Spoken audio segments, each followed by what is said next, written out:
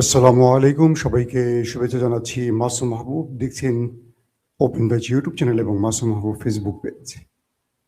প্রিয় দর্শক, আপনারা কি শুনতে এবং দেখতে পাচ্ছেন কিনা আমাকে একটু কমেন্ট করে জানান।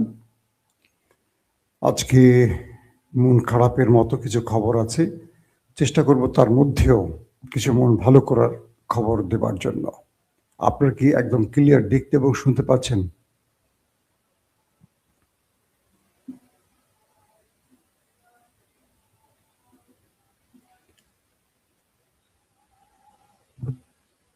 প্রিয় দর্শক, আজকে সকালটা হয়তো আপনাদের যারা প্রথম দেখছেন বা অনেকেরই হয়তো জেনে গেছেন ইতিমধ্যে, আপনাদের অনেকেরই মনটা খারাপ হতে পারে। সেটা হলো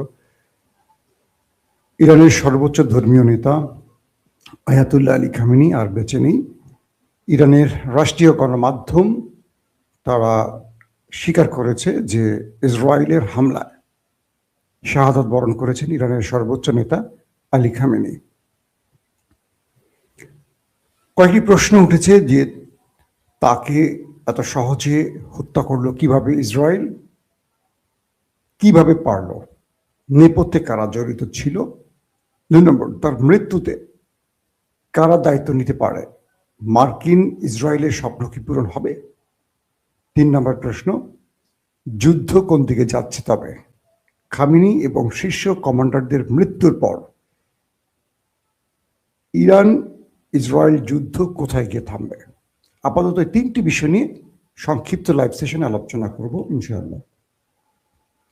প্রথমে আসি আলী খামেনির শাহাদাত নিয়ে।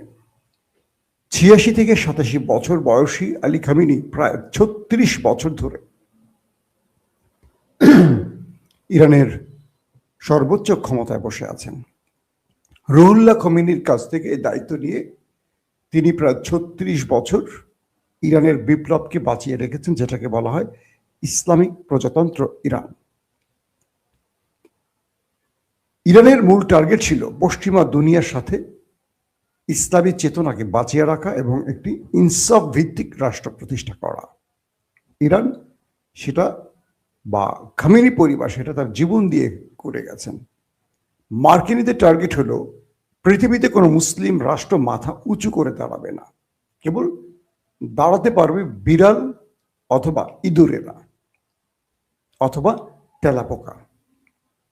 যেমন পৃথিবীতে দাঁড়িয়ে আছে অনেকগুলো ইঁদুর, বিড়াল, তেলাপোকা, আরব রাষ্ট্র নামক আমাদের শেখ, আমাদের ধনকুবের কিছু আমির ওমরারা, সৌদি আরব, কাতার, কুয়েত, বাহরাইন, আরব আমিরাত, জর্দান। এখানে আমরা দেখতে পাচ্ছি কি পশ্চিমা দুনিয়ার পাপেটরা, পাপেট বললো না, পশ্চিমা দুনিয়ার কি বলবো, সবচেয়ে নিকৃষ্ট ওয়ার্ড হতে পারে কি, তারা বসে আছে। ইরানে মানুষের ক্ষমতায়ন প্রতিষ্ঠা করতে চায় আমেরিকা, অর্থাৎ তারা বলছে যে আমরা ইরানে গণতন্ত্র প্রতিষ্ঠা করব, মানুষ যাদেরকে ক্ষমতায় দেখতে চায় তাদের বসাতে চায়, মানুষের ভোটে যারা নির্বাচিত হয় তাদের বসাবো। কত ঠেকা পড়ছে পশ্চিমাদের নিজের খেয়ে ইরানে তারা গণতন্ত্র আনবে। তাহলে আমার প্রশ্ন পশ্চিমা দুনিয়ার কাছে, আপনারা সৌদি আরবে, কাতারে, কুয়েতে, আরব আমিরাতে, জর্দানে, বাহরাইনে সেখানে কেন গণতন্ত্রের কথা বলছেন না, মানুষের সরকারের কথা বলছেন না? সেখানে তো যুগ যুগ না, সেখানে শত শত বছর ধরে ক্ষমতায় বসে আছে রাজারা, রাজাদের পোলারা, রাজাদের নাতিরা, পুতিরা, খুতিরা। তো সেখানে কি মানুষের ভোট দেওয়ার অধিকার থাকা উচিত না? এই প্রশ্ন করা যাবে না, কারণ সৌদি আরব তাদের পেট্রো ডলার বিক্রি করে মূল টাকাটা আমেরিকাকে দিয়ে দেয় ক্ষমতা বাঁচিয়ে রাখার জন্য। তারা আমেরিকার বিশেষ দণ্ডতে তেল মাখে তাদের তেল দিয়ে, আর আমেরিকা মজা পায়, এতে আমেরিকা বলে তোরাই থাকবি ক্ষমতায়। কিন্তু ইরান মুসলিম বিশ্বের মধ্যে মাথা উঁচু করে দাঁড়াবার একটা চেষ্টা করেছে। ইরান বলছে বাকি মুসলিমদেরকে দাঁড়াও, তোমরাও দাঁড়াও, তোমরা যদি না দাঁড়াও ইমাম মাহাদি যে বিজয়ের লক্ষ্যে লড়বে সেই মুসলিম উম্মাকে খুঁজে পাবে কোথায়? এটা ইরানের বক্তব্য ছিল। হ্যাঁ, শিয়া সুন্নি নিয়ে অনেক দ্বন্দ্ব থাকবে, সেই আলোচনা আজকে যাবই না, কেউ এই আলোচনা প্রশ্নই আসে না। লক্ষ্যটা মূল জায়গা ফোকাস, ইরান ফোকাস করছে কি আর আমরা ফোকাস করতে চাই কি? বিষয় হলো ইরান চাইছিল পশ্চিমা দুনিয়ার বিরুদ্ধে বা সেই অসভ্য জাতির বিরুদ্ধে একটা মাথা উঁচু করা জাতি, সেটা একটা ইসলামী বিপ্লব আনে খামেনি পরিবার বা খামেনিরা সেই খোমেনি সিলসিলায় সর্বশেষ 36 বছর টিকে থাকা পৃথিবীতে সর্বাধিক সবচেয়ে বড় ক্ষমতার 36 বছর কিন্তু কেউ টিকে নেই রাষ্ট্রীয় ক্ষমতা, একমাত্র Ali Khamenei, Ayatollah Ali Khamenei ছিলেন। তিনি কি করেছেন আসলে ইরানের জন্য খেয়াল করেন। তিনি একটা বিপ্লবী বাহিনী তৈরি করেছেন যেটা বিপ্লবের চেতনায়, আইআরজিসি। তিনি মুসলিম বিশ্বে ইরানকে পৃথিবীর কাছে পরিচিত করেছেন কিভাবে? যেখানে কেউ সাহস করে না টোকা দিতে, দখলদার তাদের বুকের মধ্যে টোকা দিয়েছেন। যে আমেরিকাকে কেউ চোখ তুলে কথা বলতে পারে না, সেখানে চোখ তুলে তাকিয়েছেন। পারে না না মারে, যেতেন আর না যেতেন, এই শুরুটা ইরান করেছে।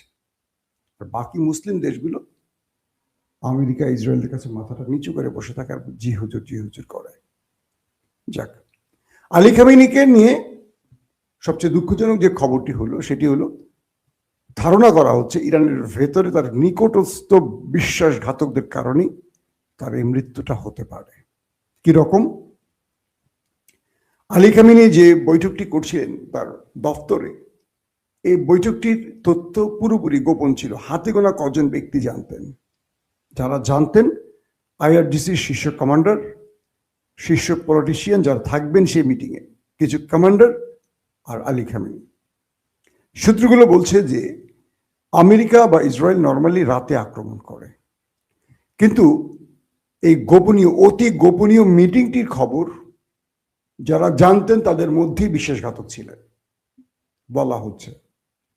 কারণ তারা যেভাবে এই মিটিং কার্যালয় আলী খামেনির অফিসে এসেছিলেন, এরা খুব গোপনীয়তার মাধ্যমে সবকিছু করা হচ্ছিল। এবং যিনি এই তথ্য মোসাদকে বা সিআইকে দিচ্ছিলেন, তিনি সেই মিটিংয়ে ছিলেন। হয় তিনি শহীদ হয়েছেন অথবা তিনি সেই মিটিংয়ে না ঢুকে বের হয়ে চলে গেছেন, অর্থাৎ তিনি বিশ্বাসঘাতক। এটা নির্ণয় করা যাবে, বা কিভাবে ইরান করবে আমি জানি না। যে জাতি নিজেকে পশ্চিমা দুনিয়ার কাছে বিক্রি করে দেয়, তাদের পাপেট হতে চায়, তাদের ভাগ্যে কি আছে বুঝতে পারছেন। তবে ইরানের সবাই তো এটা না। যেমন আমরা আমাদের দেশের কথা বলি, আমরা অনেক বড় কথা বলি, দিল্লি না কি, দিল্লি না পিন্ডি, পিন্ডি না দিল্লি, কত কথা বলি না আমরা। দিন শেষে তাদের খুশি করতে আমরা ক্ষমতায় বসে পড়ি। রাজনীতির ভোট চাওয়ার সময় বড় বড় স্লোগান দেয়া যায়, দিল্লি নয় পিন্ডি নয়, সবার আগে কি এরকম একটা স্লোগান আছে। তো দেখেন এখন কি হচ্ছে। বাংলাদেশে পররাষ্ট্রমন্ত্রী বসছেন মার্কিন চয়েস, স্বরাষ্ট্রমন্ত্রী বসেছেন ভারতীয় চয়েস। বাংলাদেশ কোথায়? ভারতের আর আমেরিকার চয়েসে যদি হবে, বাংলাদেশের চয়েসটা কোথায়? এটা হলো আমাদের, আমরা মুসলিম জাতি, আমরা ভোট দিচ্ছি কাকে? চোরকে, বাটপারকে, লুটেরাকে, ঋণ খেলাপিদের আমরাই ভোট দিয়ে বিজয়ী করছি। আবার আমরাই বলছি জিনিসপত্রের দাম বাড়ছে কেন? আবার আমরাই বলছি ধর্ষণ বন্ধ হচ্ছে না কেন? আবার আমরাই বলছি এই দেশে শান্তি আসবে কবে? আমাদের মধ্যে সোনার ছেলেগুলোকে আমরা মানে যে সোনার ছেলেরা যেখানে সেখানে ধর্ষণ করে, তাদেরকে আমরা বেছে নিচ্ছি আমাদের নেতা হিসাবে। তো সেই জাতির ভাগ্যে কি আসবে বলেন? এই জাতিকে আপনি কিভাবে পথ দেখাবেন? এই জাতি যখন রাস্তায় ভিক্ষা করে, ভিক্ষা দিবেন না যে তোমরাই তো ভিক্ষুক হয়েছো নিজেদের দোষে। তোমরা তো থাকবা মাথা উঁচু করে, তোমাদের কি নেই? সম্পদ সব আছে, তোমরা ভিক্ষা করছো কেন? তোমরা তোমাদের নেতা চয়েস করছো তাদেরকে, যারা সব লুট করে বিদেশে নিয়ে যাচ্ছে, আর তোমরা ফকির হচ্ছ। সো ভিক্ষা করি খাও তোমাদের জন্য। তোমরা যেমন, আল্লাহ তোমাদের জন্য সেই নেতা পাঠিয়েছে। ইরানে আলী খামেনিকে তার জনগণদের চয়েস করে বসিয়েছে, তাই না? ইরান যারা ঘুরেছেন তারা জানেন একটা সাজানো গোছানো দুনিয়া। ইরানকে অর্থনৈতিকভাবে শুধু আমেরিকার স্যাংশন দিয়ে এভাবে ডাউনে রেখেছে, কিন্তু ইরান এক সম্ভাবনাময় দেশ, তেল গ্যাস সব আছে, সব তারা ব্যবহার করছে। তারা নিজের প্রযুক্তিতে আমেরিকাকে, ইসরায়েলকে চ্যালেঞ্জ করছে নিজের প্রযুক্তি নিয়ে, বুঝতে পারছেন? সেই ইরানকে ডাউন করতে চায় ইরানের মধ্যে বসে থাকা আরো কিছু ব্যক্তিরা, তারা হয়তোবা নিজেকে দেশপ্রেমিক বলবে। এখন কি হচ্ছে? পুরো ইরান জুড়ে আমেরিকা ইসরায়েল অ্যাটাক করেছে, শত শত মানুষ প্রাণ হারিয়েছে। পাশাপাশি ইরান তার সর্বোচ্চ আঘাতটা করেছে। ইরান আবুধাবির সেই বিশাল বিশাল ভবনগুলোকে ছাপা করে ফেলতেছে একটার পর একটা। কেমন লাগে? আবুধাবিতে মানে আরব আমিরাতে ইসরায়েলি যে ব্যবসা প্রতিষ্ঠানগুলো আছে, বড় বড় ইমারত ভবনগুলো দেখেন না আপনারা মাঝে মাঝে, এগুলো টার্গেট করে ইরান হিট করেছে। কাতারে মিসাইলের বর্ষা বহাই দিচ্ছে, বাহরাইনে তাণ্ডব চালাইছে ইরান ব্যাপক আকারে। তারপর ইসরায়েলের ভেতরে তেল আবিব হাইফাতে ম্যাচাকার করে ফেলছে ইরান কালকে রাত থেকে, ব্যাপক অ্যাটাক করেছে।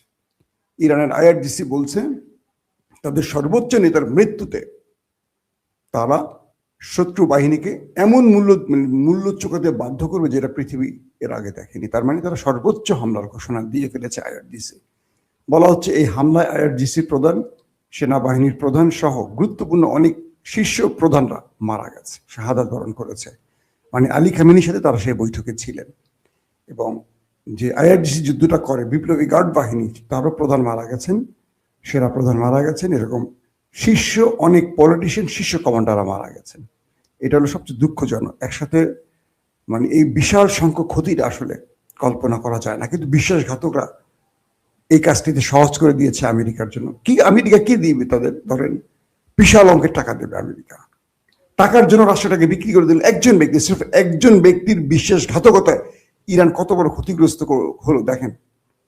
কিন্তু আমেরিকা কি তাকে টাকা দিয়ে বাঁচায় রাখবে? কি করবে আমেরিকা জানেন তো? আমেরিকা তাকে টাকা দিতে ডাকবে বা টাকা দিবে, সার্টেন টাইম পর আমেরিকা তাকে মেরে ফেলবে। কোনো না কোনো আমেরিকা তো বাস চাপা দিয়ে মারবে, গোয়েন্দা দিয়ে মারবে, বিষ প্রয়োগে মারবে। মারবে কেন মারবে? যে ব্যক্তি নিজের দেশকে বিক্রি করতে পারে সে তো টাকার জন্য অন্য কাউকে বিক্রি করবে, সো তাকে মেরে ফেলো। সিরাজউদ্দৌলার ইতিহাসে আপনি দেখছেন মীর জাফরের পরিণতি, কিভাবে ব্রিটিশরা মেরে ফেলছে একে একে সবাইকে কৌশলে। ওরা এই কাজটা ঠিক করে, ওরা বিশ্বাসঘাতকদের থেকে সুবিধা নেয় কিন্তু বাঁচিয়ে রাখে না। কিন্তু আমরা বাঙালিরা পকেটের মধ্যে বিশ্বাসঘাতককে লুকিয়ে রাখি, আশ্রয় দিয়ে রাখি, বুকে আদর করে যত্ন করে রাখি বিশ্বাসঘাতকদের, যে জন্য আমাদের ভাগ্যের পরিবর্তন আসছে না। ইরান কালকে থেকে যে অ্যাটাকগুলো করছে সিরিজ দেখার মতো। আরব দুনিয়া এত বড় হামলা দেখে না এর আগে। আরব দুনিয়া ইরানের আক্রমণে কালকে মোটামুটি আতঙ্ক ছড়িয়ে পড়ছে তাদের মধ্যে। এখন বিষয়টা হলো ইরান ইতিহাসের সবচেয়ে বৃহৎ যুদ্ধের দিকে যাচ্ছে এমন ঘোষণা আসছে। পাশাপাশি ইরানের মধ্যে 7 দিনের ছুটি এবং 40 দিনের শোক শুরু হয়ে গেছে আলী খামেনির জন্য। তার স্থলাভিষিক্ত কি হতে পারেন এটা নিয়ে বেশ আলোচনা আছে। সেখানে প্রেসিডেন্ট, সর্বোচ্চ বিচারপতি, গার্ডিয়ান কাউন্সিল তারা সমন্বয় করে নতুন ব্যক্তিকে মনোনীত করবেন। এবং আয়াতুল্লাহ আলী খামেনির ছেলে মোস্তফার নামটিও আসছে এখানে, যে তিনি হতে পারেন। এবং আরো কয়েকজনের নাম আসছে। এই হামলায় আলী খামেনির মেয়ে, মেয়ের জামাই এবং এক নাতি শাহাদাত বরণ করেছেন, সঙ্গে আরো যেটা বললাম শীর্ষ কমান্ডারও মারা গেছেন। তবে তার ছেলের ব্যাপারে দাবি করা হলো, এখন পর্যন্ত তার ছেলের ব্যাপারে নিশ্চিত করেনি রাষ্ট্রীয় গণমাধ্যম। তার ছেলে মোস্তফা ভালো আছেন, সুস্থ আছেন, এটুকু জানা গেছে, এটুকু আমরা জেনেছি আর ইরানের গণমাধ্যম সূত্রে। তিনিও পরবর্তী হতে পারেন। এখন ইরান কি করবে? ইরানের যে রেজিম চেঞ্জের টার্গেটটা করেছে মার্কিনীরা, এটা কি সফল হবে কিনা? ইরানের রাষ্ট্রীয় কাঠামোতে রেজিম চেঞ্জ খুব বেশি সুবিধা করতে পারবে না আমেরিকা, ইসরায়েল, কারণ এখানে যে সরকার গঠন প্রক্রিয়াটা সেটা পুরো ভিন্ন। তো এখানে আমেরিকা এখন ইরানের মধ্যে থাকা যারা রাষ্ট্রের বিরুদ্ধে বিদ্রোহ করেছে, আমেরিকার পাপেটরা বা আমেরিকার পুতুলদেরকে আমেরিকা কল করেছে, তোমরা রাস্তায় নেমে আসো, আমরা তোমাদের আশেপাশে আছি, আমরা খোমেনিকে মেরে দিয়েছি, আমরা শীর্ষ কমান্ডারদের মেরে দিয়েছি, তোমরা এবার রাস্তায় নামো, রাস্তায় নেমে তোমরা তোমাদের অধিকার আদায় করো। আমেরিকা বলে দিচ্ছে ইরানের জনগণকে। আমেরিকা ইরানের জনগণকে কি ভালোবাসে বুঝতে পারছেন? হায় রে বেকুবের দুনিয়া রে। কিন্তু এখন পর্যন্ত কি বলবো, যে রাষ্ট্রীয় ক্ষমতার কন্ট্রোল বা সেনাবাহিনীর কন্ট্রোল পুরোপুরি খামেনি যে চেইন অফ কমান্ড তৈরি করে গেছে সেখানেই আছে। তো সবকিছু মিলে ইরানের আগামী কয়েক ঘন্টার মধ্যে বড় কিছু হয়তো আমরা দেখবো, যে ইরান আসলে কোন দিকে যাচ্ছে। ইরান কি আমেরিকার কাছে পরাজিত হয়ে গেছে, মাথা বিক্রি করে দিয়েছে, না ইরান আরো জোরে সোরে আক্রমণ করছে, বা এই লড়াইটা আরো দীর্ঘদিন চলবে, নাকি সংক্ষিপ্ত পরিসরে যুদ্ধটা শেষ করবে, আমেরিকা স্থলবাহিনী ঢুকাবে কি ঢুকাবে না, এই জিনিসগুলো আমরা আগামী কয়েক ঘন্টার মধ্যে দেখতে পাবো। সিরিজ আপনারা আমাদের সাথে লাইনে থাকবেন, আমরা চেষ্টা করব পূর্বের মতো আপনাদেরকে প্রতি আপডেট আসার সঙ্গে সঙ্গে লাইভের মাধ্যমে জানাতে। সংক্ষিপ্ত এই লাইভগুলো আমরা করব, পরবর্তী প্রতিটা আপডেটই আমরা আপনাদের দ্রুত জানিয়ে দেব। দর্শক, এখনকার মতো বিদায় নিচ্ছি, প্রত্যেকে ভালো থাকবেন, আল্লাহ হাফেজ।